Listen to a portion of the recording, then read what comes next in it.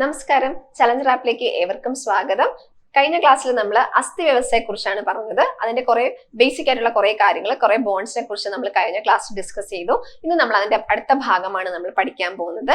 Joints, സന്ധികളെ കുറിച്ചൊക്കെയാണ് ഇന്നത്തെ ക്ലാസ്സിൽ നമ്മൾ ഡിസ്കസ് ചെയ്യാൻ പോകുന്നത്. അപ്പൊ നമുക്ക് ക്ലാസ്സിലേക്ക് കിടക്കാം.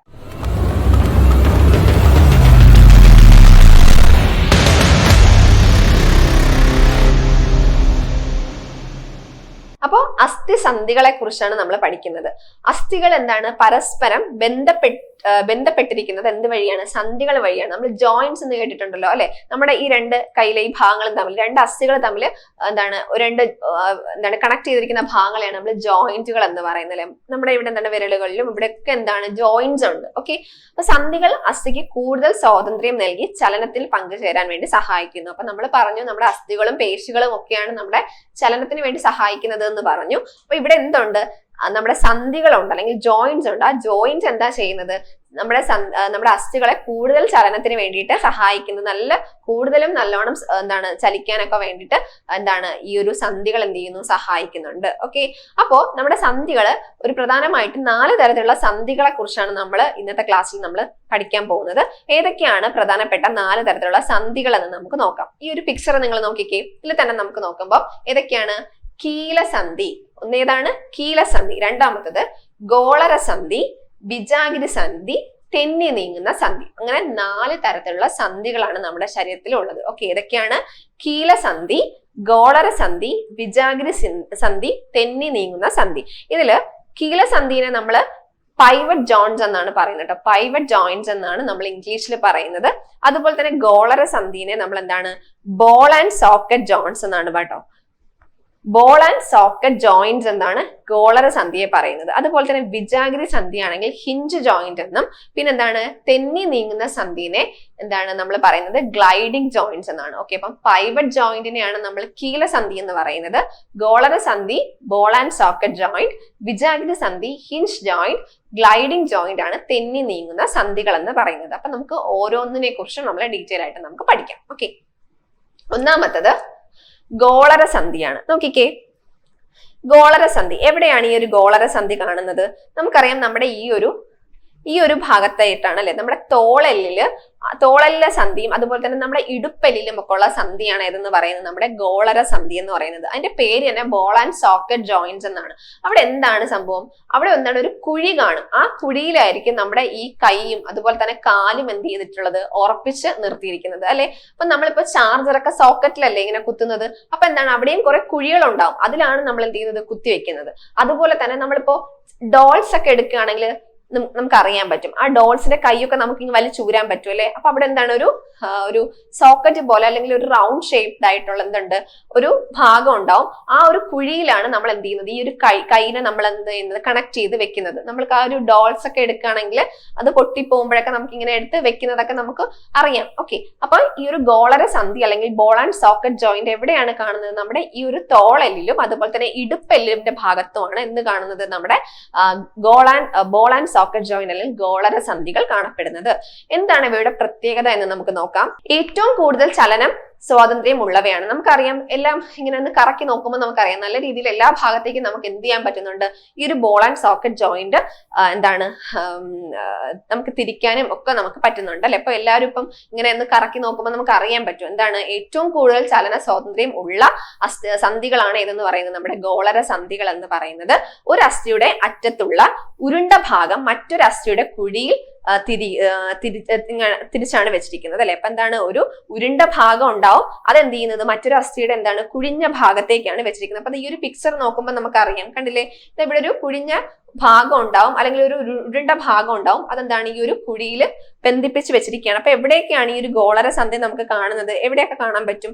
ഇതാ ഈ ഒരു ഭാഗത്ത് എന്താണ്? ഗോളര സന്ധി കാണാം. അതുപോലെ തന്നെ നമുക്ക് ഇതാ കണ്ടില്ലേ? ഈ തോളിന്റെ ആ ഒരു ഭാഗത്തും കാണാൻ പറ്റും. അപ്പൊ ഏതൊക്കെയാണ് ഇതിന്റെ പൊസിഷൻ എന്നും അതിന്റെ ഫങ്ഷൻസുമാണ് പഠിക്കാനുള്ളത്. ഓക്കെ, അപ്പം തോളെല്ല് അതുപോലെ തന്നെ ഇടുപ്പെല്ലിലാണ് നമ്മുടെ ഗോളര സന്ധി കാണുന്നത്. ഏറ്റവും കൂടുതൽ ചലനം സ്വാതന്ത്ര്യമാക്കുന്നതാണ് ഏതെന്ന് പറയുന്നത് നമ്മുടെ ഗോളര സന്ധി. ഓക്കെ, അടുത്തത് വിജാഗിരി സന്ധി അല്ലെങ്കിൽ ഹിഞ്ച് ജോയിന്റ് എന്ന് പറയും. നമുക്കറിയാലോ നമ്മുടെ കതവിന്റെ വിജാഗിരി എന്താണ്?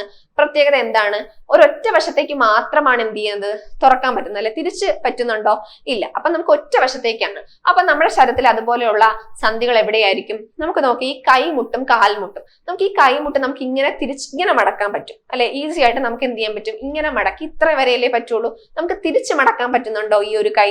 ഇല്ല. അപ്പൊ അതുപോലെ നമ്മുടെ വിജാഗിരി പോലെ എന്താണ്, നമുക്ക് ഒരു വശത്തേക്ക് മാത്രമാണ് എന്ത് ചെയ്യുന്നത്, ചലനം സ്വാതന്ത്ര്യം നടക്കുന്നത്. അല്ലെങ്കിൽ അപ്പുറത്തെ വശത്തേക്ക് ഉണ്ടോ? ഇല്ല. അപ്പൊ നോക്കാം, കൈമുട്ട് കാൽമുട്ട് എന്ന് പറയുന്ന ഭാഗങ്ങളിലാണ് നമ്മുടെ ഏത് സന്ധി ഉള്ളത്, വിജാഗിരി സന്ധി കാണപ്പെടുന്നത്.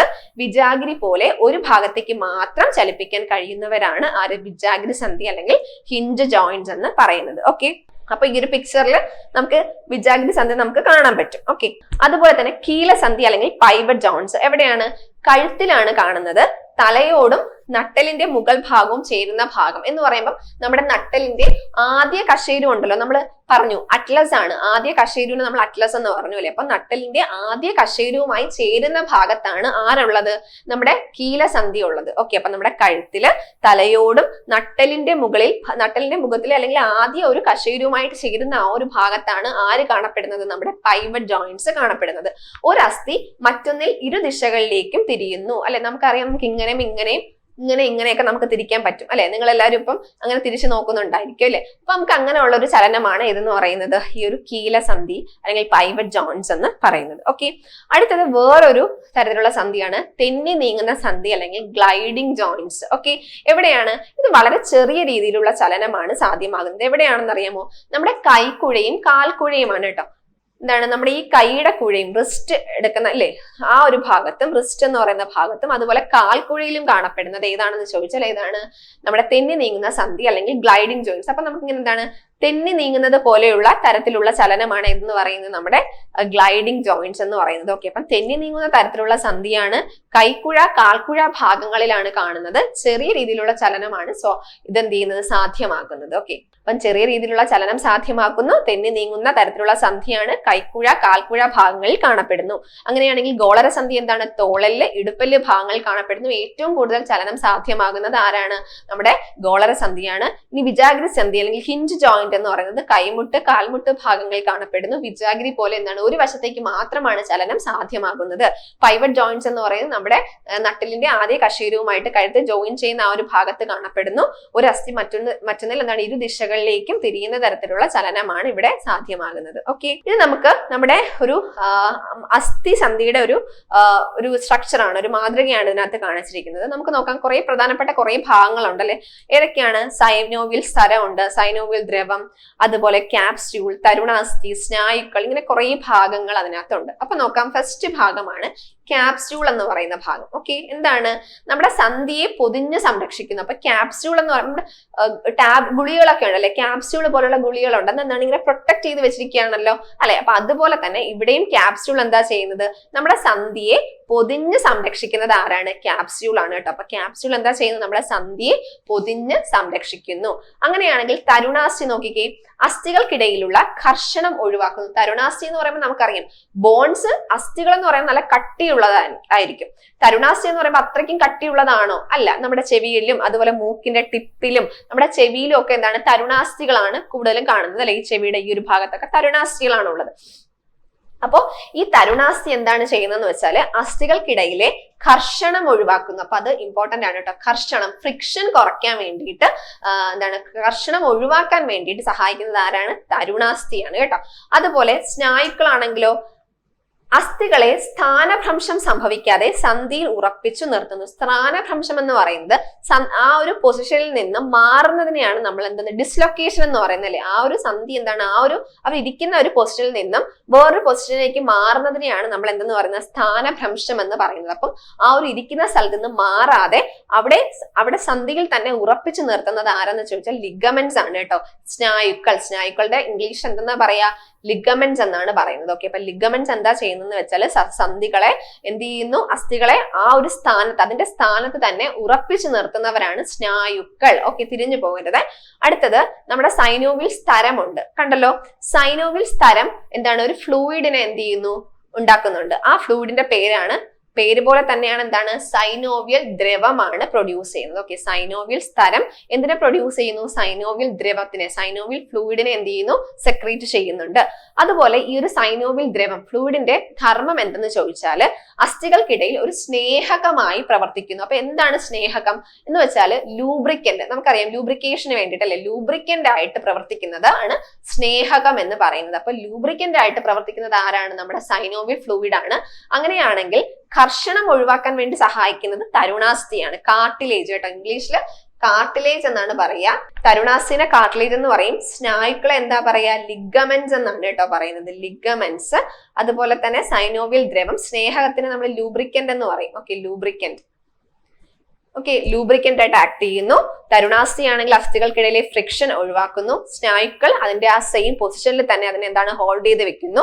അതുപോലെ സൈനോവിയൽ ദ്രവമാണെങ്കിൽ സൈനോവിയൽ ഫ്ലൂയിഡ് പ്രൊഡ്യൂസ് ചെയ്യുന്നു. ആ ഫ്ലൂയിഡിന്റെ ധർമ്മം എന്ന് പറയുന്നത് അസ്ഥികൾക്കിടയിൽ എന്താണ്, ഒരു സ്നേഹകമായി പ്രവർത്തിക്കുന്നു. ഓക്കെ, ഇനി നമ്മൾ അസ്ഥി പേശി തകരാറുകളാണ് കേട്ടോ. അസ്ഥിക്കും അതുപോലെ പേശിക്കും ഒക്കെ ഉണ്ടാവുന്ന കുറച്ച് പ്രശ്നങ്ങൾ, ഡിസോർഡേഴ്സിനെ കുറിച്ചാണ് നമ്മൾ പഠിക്കുന്നത്.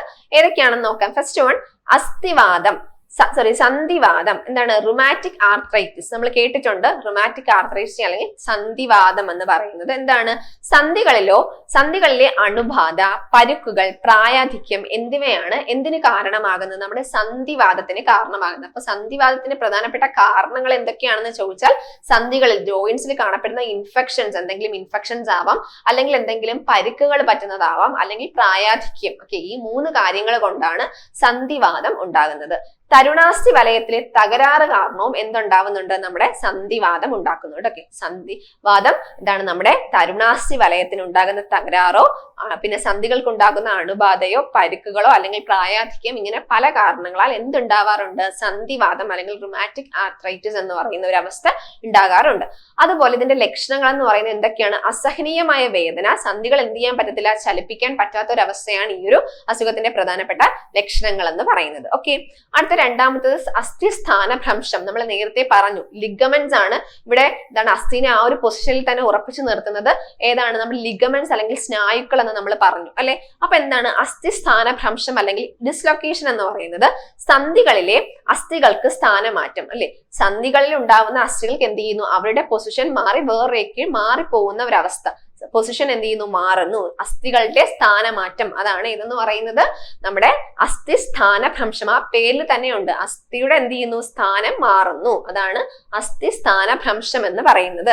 ഇതെന്തുകൊണ്ടായിരിക്കും, സ്നായുക്കളുടെ തകരാറാണ് ഇതിന് കാരണം. കാരണം നമുക്കറിയാം സ്നായുക്കളാണ് അസ്ഥിനെ കറക്റ്റ് ആ ഒരു പൊസിഷനിൽ തന്നെ ഹോൾഡ് ചെയ്ത് പിടിച്ചു വെച്ചിരിക്കുന്നത് സ്നായുക്കളാണ്. അപ്പൊ സ്നായുക്കൾക്ക് എന്തെങ്കിലും തകരാറ് സംഭവിക്കുമ്പോഴാണ് അസ്ഥിസ്ഥാന ഭ്രംശം അല്ലെങ്കിൽ എന്തുണ്ടാവുന്നത്, ഡിസ്ലൊക്കേഷൻ ഉണ്ടാവുന്നത്.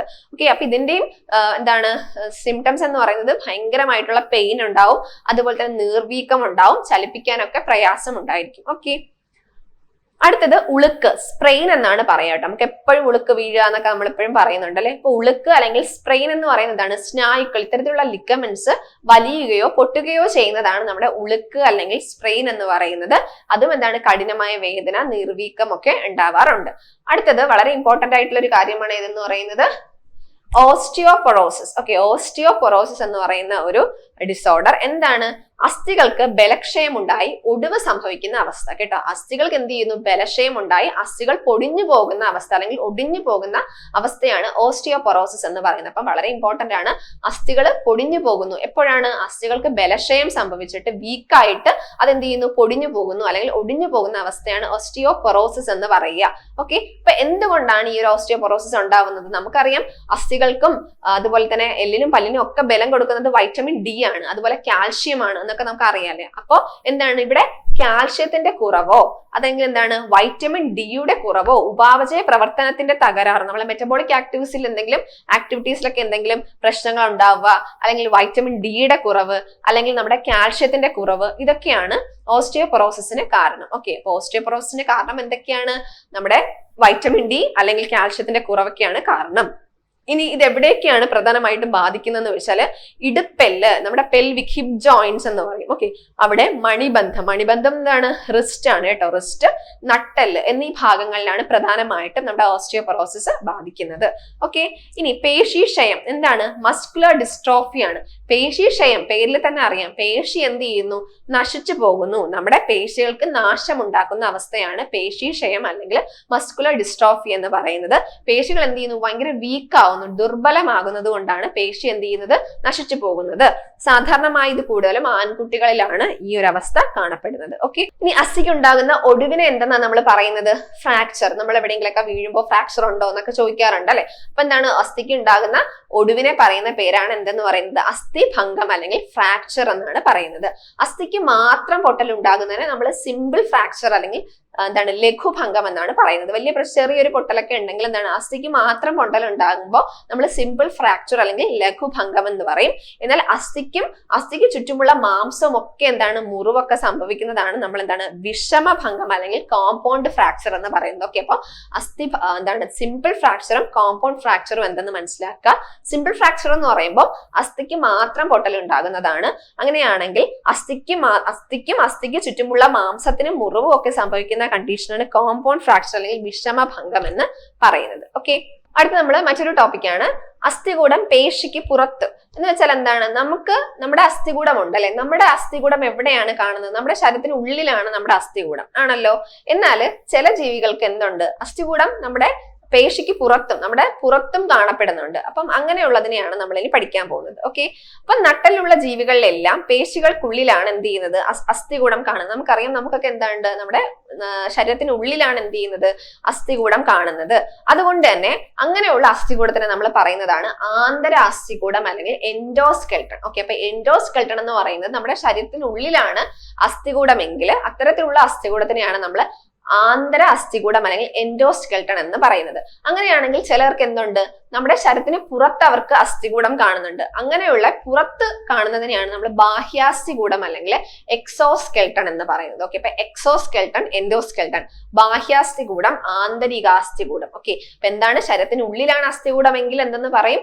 നമ്മൾ ആന്തരികാസ്ഥികൂടം അല്ലെങ്കിൽ എൻഡോസ്കെൽട്ടൺ, പുറത്താണെങ്കിൽ എക്സോസ്കെൽട്ടൺ അല്ലെങ്കിൽ എന്താ പറയുക? പുറത്താണെങ്കിൽ എക്സോസ്കെൽട്ടൺ അല്ലെങ്കിൽ ബാഹ്യാസ്ഥികൂടം എന്നാണ് പറയുക. ഓക്കെ, അപ്പൊ എന്താണ്? നട്ടലില്ലാത്ത ജീവികളുടെ ശരീരത്തിനുള്ളിൽ അസ്ഥികൾ ഇല്ലെങ്കിലും അവയിൽ എന്ത് കാണപ്പെടുന്നുണ്ട്? ബാഹ്യാസ്ഥികൂടം കാണപ്പെടുന്നുണ്ട്.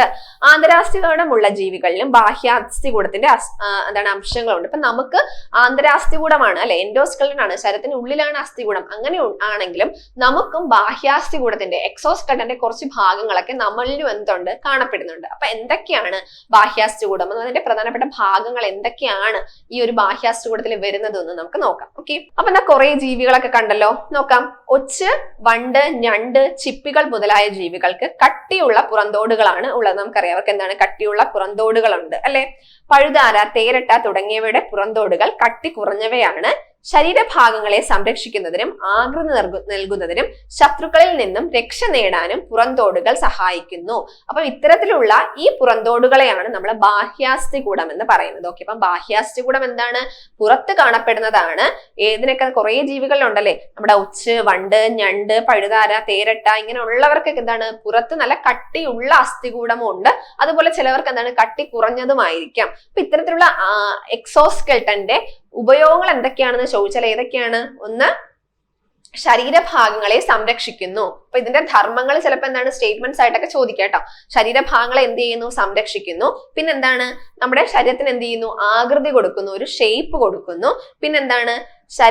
നമ്മുടെ ശത്രുക്കളിൽ നിന്നും രക്ഷ നേടാൻ വേണ്ടിയിട്ട്. അപ്പൊ നമ്മുടെ ഈ ഒരു ജീവജാലങ്ങളൊക്കെ എന്താണ്? അവരുടെ ആ ഒരു കളറും അതുപോലെ അങ്ങനെയുള്ള ഈ ഒരു അതിന്റെ സ്പെഷ്യാലിറ്റിയും ക്യാരക്ടേഴ്സ് ഒക്കെ വെച്ചിട്ട് എന്താണ്? ശത്രുക്കളിൽ നിന്നും രക്ഷ നേടാനൊക്കെ തന്നെ ഇത്തരത്തിലുള്ള എക്സോസ്കെൽട്ടൺ സഹായിക്കുന്നുണ്ട്. അപ്പൊ എക്സോസ്കെൽട്ടൺ എന്താണ്? എന്തൊക്കെയാണ് അവരുടെ ഫങ്ഷൻസ്? എന്തൊക്കെയാണ് ഫങ്ഷൻസ് അല്ല, അവരുടെ ഉപയോഗങ്ങൾ എന്തൊക്കെയാണെന്ന് ചോദിച്ചാൽ എന്താണ്? ശരീരഭാഗങ്ങളെ സംരക്ഷിക്കുന്നു, അതുപോലെ തന്നെ ശത്രുക്കളിൽ നിന്നും രക്ഷ നേടാൻ വേണ്ടി സഹായിക്കുന്നു, ശരീരത്തിന് ആകൃതി നൽകുന്നു. ഓക്കെ, ശരീരത്തിൽ പുറത്തുനിന്ന് കാണുന്ന ഇത്തരത്തിലുള്ള ബാഹ്യാസ്ഥികൂടം എന്നാണ് ഇത്തരത്തിലുള്ള അസ്ഥികൂടത്തെ പറയുന്ന പേരെന്താണ്? എക്സോസ്കെൽട്ടൺ അല്ലെങ്കിൽ ബാഹ്യാസ്ഥികൂടം എന്നാണ് പറയുന്നത്.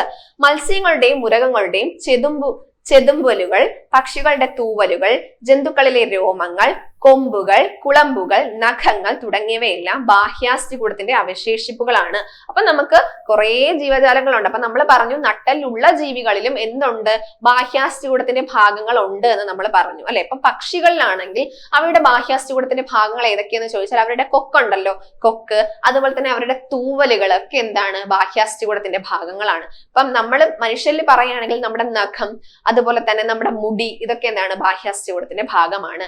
ഇനി മൃഗങ്ങൾ പറയുകയാണെങ്കിൽ കുളമ്പുണ്ടല്ലോ, മൃഗങ്ങളിലൊക്കെ കുളമ്പുണ്ടാവും, കൊമ്പ് കാണും. അപ്പൊ ഈ കൊമ്പ്, കുളമ്പ് ഭാഗങ്ങളൊക്കെ എന്താണ്, ബാഹ്യാസ്ഥികൂടത്തിന്റെ ഭാഗങ്ങളാണ് കേട്ടോ. അപ്പൊ പക്ഷികളിലെ തൂവലുകൾ, ജന്തുക്കളിലെ രോമങ്ങൾ, അതുപോലെ തന്നെ കൊമ്പുകൾ, കുളമ്പുകൾ, നഖങ്ങൾ, ഇത്തരത്തിലുള്ള ഭാഗങ്ങളൊക്കെ തന്നെ ഏതിന്റെ ഭാഗമാണ്, നമ്മുടെ ബാഹ്യാസ്ഥികൂടത്തിന്റെ ഭാഗമാണ്. ചിലപ്പോൾ ഏതെങ്കിലും ഒരു ജീവി തന്നിട്ട് ഇതിന്റെ ബാഹ്യാസ്ഥികൂടത്തിന്റെ ഭാഗം ഇതാണ് എന്ന് പറഞ്ഞ് സ്റ്റേറ്റ്മെന്റ്സ് ചോദിക്കാം. അപ്പൊ അങ്ങനെയുണ്ടെങ്കിൽ നിങ്ങൾ പഠിച്ചു വെച്ചിരിക്കുക. അപ്പൊ എന്താണ് ബാഹ്യാസ്ഥികൂടം എന്ന് മനസ്സിലായല്ലോ. എന്താണ്, പുറമേ കാണപ്പെടുന്നവരെയാണ്, പുറമേ നമ്മുടെ ശരീരത്തിന് പുറത്ത് കാണുന്നത് അസ്ഥികൂടത്തിനെയാണ് നമ്മൾ ബാഹ്യാസ്ഥികൂടം എന്ന് പറയുന്നത്. എൻഡോസ്കെൽട്ടൺ ഉള്ളവർക്കും എക്സോസ്കെൽട്ടൺ കാണുന്നുണ്ട്. അവയുടെ ധർമ്മങ്ങൾ എന്തൊക്കെയാണ്, ഏതൊക്കെയാണ് അതിന്റെ ഭാഗങ്ങളായിട്ട് വരുന്നത്, ഏതൊക്കെ ജീവികളിലുണ്ട് എന്നൊക്കെയുള്ള കാര്യങ്ങളാണ് ഇതിനകത്ത് വരുന്നത്. ഓക്കെ, പുറന്തോടിലെ വർണ്ണവൈവിധ്യം.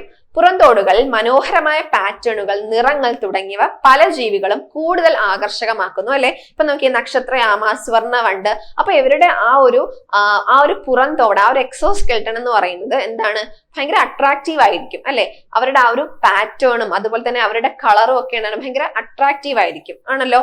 ഇത്തരത്തിലുള്ള അട്രാക്റ്റീവ് ആവുമ്പം അവയുടെ നിലനിൽപ്പിന് വരെ ഭീഷണിയാവുന്നു. നമുക്കറിയാം, എന്തെങ്കിലും ഒരാൾ ഭയങ്കര അട്രാക്റ്റീവ് ആണെങ്കിൽ നമ്മൾ അവരേക്ക് എന്ത് ചെയ്യും, മിസ്യൂസ് ചെയ്യാൻ സാധ്യതയുണ്ട് അല്ലെ. മനുഷ്യരെന്താണ്, യാതൊരു നിയന്ത്രണം ഒന്നുമില്ലാതെ ഇത്തരത്തിലുള്ള ജീവികളെയൊക്കെ പിടികൂടുന്നു. അപ്പൊ ഇത്തരത്തിലുള്ള പിടികൂടലും, അപ്പൊ എന്താണ്, നമുക്കറിയാം നക്ഷത്ര ആമയൊക്കെ എന്താണ്, ഭയങ്കര ഡിമാൻഡുള്ള സാധനങ്ങളാണ് അല്ലെ നക്ഷത്ര ആമ എന്ന് പറയുന്നത്. അപ്പം അത് അവരുടെ ആ ഒരു നക്ഷത്ര പോലെയുള്ള പാറ്റേൺ ഒക്കെ ഉള്ളതുകൊണ്ടാണ് അതിന്റെ നക്ഷത്ര ആമ എന്നൊക്കെ പറയുന്നത്. അതുകൊണ്ട് ഇത് വളരെ ഡിമാൻഡാണ്. അതുകൊണ്ട് തന്നെ ഇത്തരത്തിലുള്ള ജീവജാലങ്ങളെ നമ്മൾ എന്ത് ചെയ്യുന്നു, പിടികൂടുന്നു. അതുകൊണ്ട് തന്നെ അവരുടെ വംശനാശത്തിനും ഒക്കെ ഭീഷണിയാകുന്നു ഒക്കെ ഉണ്ട്.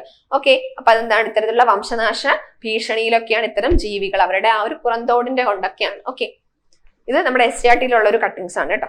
അടുത്തത് അസ്ഥികൂടം ഇല്ലാതെയും ചലനം. നമ്മൾ പറഞ്ഞു നമുക്ക് ചലിക്കാൻ വേണ്ടി സഹായിക്കുന്നത് ആരാണ്, നമ്മുടെ അസ്ഥികൂടമാണ് നമ്മളെ ചലിക്കാൻ സഹായിക്കുന്നത് ആണല്ലോ. അപ്പോ ചിലവർ എന്തുണ്ട്, അസ്ഥികൂടം ഇല്ലാതെയും ചലിക്കുന്നുണ്ട്. അപ്പൊ എന്തൊക്കെയാണ് അസ്ഥികൂടം ഇല്ലാതെയും ചലിക്കാനുള്ള ജീവജാലങ്ങൾ, കുറച്ച് ഉദാഹരണങ്ങൾ ഏതൊക്കെയാണെന്ന് നോക്കാം.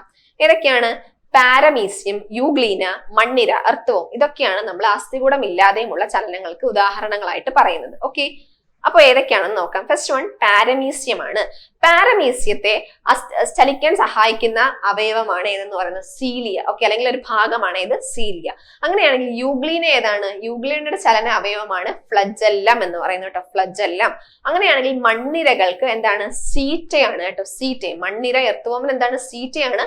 അതുപോലെ തന്നെ മണ്ണിരയ്ക്ക് കുറച്ച് പേശികളും മസിൽസും സഹായിക്കുന്നുണ്ട്. അപ്പൊ നമുക്ക് ഡീറ്റെയിൽ ആയിട്ട് നമുക്ക് നോക്കാം. പാരമീസിയം, അപ്പൊ നോക്കാം. പാരമീസിയം എന്ന് പറയുന്നത് ഈ ഒരു നമ്മുടെ ചെരുപ്പ് പോലെയൊക്കെ കാണുന്ന ഒരു ആകൃതിയിലുള്ള ഒരു മൈക്രോ ഓർഗാനിസംസ് ആണ് ഏതെന്ന് പറയുന്നത് പാരമീസിയം എന്ന് പറയുന്നത്. പാരമീസിയം വെള്ളത്തിലാണ് കാണുന്നത് അല്ലെ. അപ്പൊ ജലത്തിലൂടെ പാരമീസിയത്തെ മുന്നോട്ട് നീങ്ങാൻ സഹായിക്കുന്നത് ആരാണ്, സീലിയാണ് കേട്ടോ, സീലിയാണ്.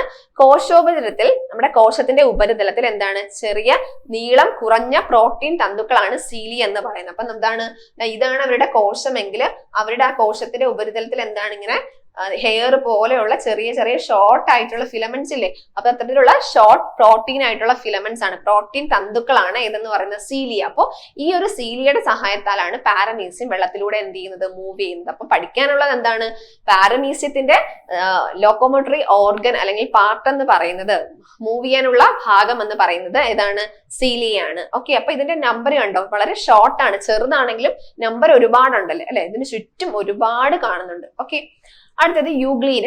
യൂഗ്ലീനയുടെ സഞ്ചാരത്തിന് സഹായിക്കുന്നത് ആരാണ്, ഫ്ലജെല്ലമാണ് കേട്ടോ, ഫ്ലജെല്ലമാണ് സഹായിക്കുന്നത്. അപ്പൊ ഫ്ലജെല്ലം എന്താണ്, നീളം കൂടിയ ചാട്ട പോലെ, നമുക്ക് ചാട്ട അറിയാലോ, ഇങ്ങനെ അടിക്കുന്ന ചാട്ട. അപ്പൊ എന്താണ്, നേരത്തെ നമ്മൾ സീലിയ പറഞ്ഞപ്പം വളരെ ഷോർട്ട് ആയിരുന്നു, നീളം കുറവാണ്. പക്ഷെ ഇതെന്താണ്, ഒരെണ്ണമേ ഉള്ളൂ, അല്ലെങ്കിൽ ഒന്നോ രണ്ടോ കാണുള്ളൂ, നമ്പർ വളരെ കുറവായിരിക്കും, ഒന്നോ രണ്ടോയെ കാണുള്ളൂ. എങ്കിലും ഇവർക്ക് എന്താണ്, നല്ല നീളം ഉണ്ടായിരിക്കും, ചാട്ട പോലെ കാണപ്പെടുന്ന ഒരു ഭാഗമാണ് ഏതെന്ന് പറയുന്നത്, നമ്മുടെ ഫ്ലജെല്ലം എന്ന് പറയുന്നത്. നേരത്തെ പറഞ്ഞതുപോലെ ഇതും എന്താണ്, പ്രോട്ടീൻ തന്തുക്കൾ തന്നെയാണ്. അപ്പോ യൂഗ്ലീനയെ മൂവ് ചെയ്യാൻ വേണ്ടി സഹായിക്കുന്നത് ആരാണ്, നമ്മുടെ ഫ്ലജെല്ലമാണ്. ഓക്കെ, നെക്സ്റ്റ് വൺ മണ്ണിര, എർത്തുവോമാണ്. മണ്ണിരയുടെ ശരീരത്തില് 2 തരം പേശികൾ കാണപ്പെടുന്നുണ്ട്. ഓക്കെ, 2 തരം എന്തുണ്ട്? മസിൽസ് കാണപ്പെടുന്നുണ്ട്. ഏതൊക്കെയാണ്? സർക്കുലർ മസിൽസ്, വലയ പേശികളും, അതുപോലെ തന്നെ ലോഞ്ചിറ്റ്യൂഡിനൽ മസിൽസ്, ദീർഘപേശികളും. ഓക്കെ, അപ്പം സർക്കുലർ മസിൽസും ഉണ്ട്, ലോഞ്ചിറ്റ്യൂഡിനൽ മസിൽസും ഉണ്ട്. വലയ പേശികളും ദീർഘപേശികളും നമ്മുടെ മണ്ണിരയുടെ ശരീരത്തിലുണ്ട്. ഈ പേശികൾ എന്ത് ചെയ്യുന്നു? അവയെ ചലനത്തിന് വേണ്ടി സഹായിക്കുന്നു. ആ പേശികൾ കൂടാതെ അവർക്ക് എന്താണ്? സീറ്റകൾ പോലെയുള്ള സൂക്ഷ്മ എന്താണ് ഭാഗങ്ങളും ഉണ്ട്. ഈ സീറ്റകളും അതിനെ എന്ത് ചെയ്യുന്നു? മൂവ് ചെയ്യാൻ വേണ്ടി സഹായിക്കുന്നു. ഓക്കെ, അപ്പൊ നമ്മൾ പറഞ്ഞു മണ്ണിരയ്ക്ക് പേശികളും ഉണ്ട്, അതുപോലെ എന്താണ്? സീറ്റകളും ഉണ്ട്. പേശികൾ തന്നെ 2 തരത്തിലുള്ള പേശികളുണ്ട്. ഏതൊക്കെയാണ്? ലോഞ്ചിറ്റ്യൂഡിനൽ മസിൽസും ഉണ്ട്, സർക്കുലർ മസിൽസും ഉണ്ട്, ദീർഘപേശികളും വലയ പേശികളും ഉണ്ട്. ഇത്തരത്തിലുള്ള ഈ പേശികളുടെ ക്രമാനുഗതമായ എന്താണ്? സങ്കോചവും പൂർവസ്ഥിതി പ്രാപിക്കലും, കോൺട്രാക്ഷനും റിലാക്സേഷനുമാണ് ഇതിന്റെ മൂവ്മെന്റിന് വേണ്ടി സഹായിക്കുന്നത്. ഓക്കെ, ഇത് കൂടാതെ തന്നെ അവരുടെ കോശത്തിന്റെ ഉപരിതലത്തിൽ ചെറിയ പുറത്തേക്ക് തള്ളി നിൽക്കുന്ന ചെറിയ സൂക്ഷ്മമായ കണികളുണ്ട്. അതിനെയാണ് നമ്മൾ സീറ്റകൾ എന്ന് പറയുന്നത്. ഓക്കെ, അപ്പൊ സീറ്റകളാണ് എർത്തുവോമിനെ സഹായിക്കുന്നത്. ഓക്കെ, അപ്പൊ നമ്മൾ 3 ജീവികളെ പറഞ്ഞു. ആദ്യം നമ്മൾ പാരമീസിയമാണ് പറഞ്ഞത്. പാരമീസിയത്തെ അവന്റെ ലോക്കോമോട്ടറി ഓർഗൻ എന്ന് പറയുന്നത് ഏതാണ്? സീലിയാണ്.